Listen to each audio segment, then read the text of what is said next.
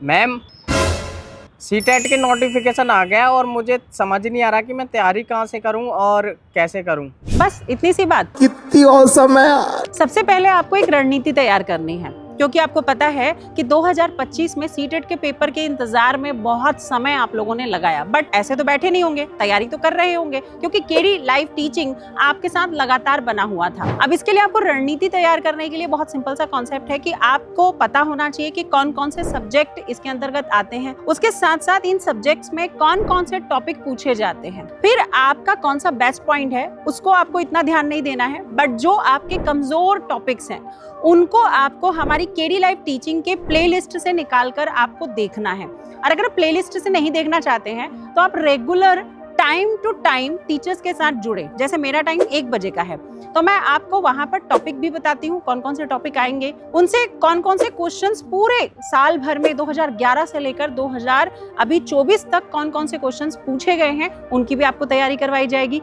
इसके साथ साथ आपको सारे टॉपिक डिटेल में बताने के साथ साथ उसके वीक पॉइंट्स, उसके अच्छे पॉइंट्स और सीटेट में कैसे क्वेश्चंस को अटेम्प्ट करना है, किस किस क्वेश्चंस को कैसे समझा जाता है, या फिर आपको ये भी देखना होगा कि भाई आप पढ़ने में कहाँ से शुरू कर रहे हो और कहाँ से ख़त्म कर रहे हो।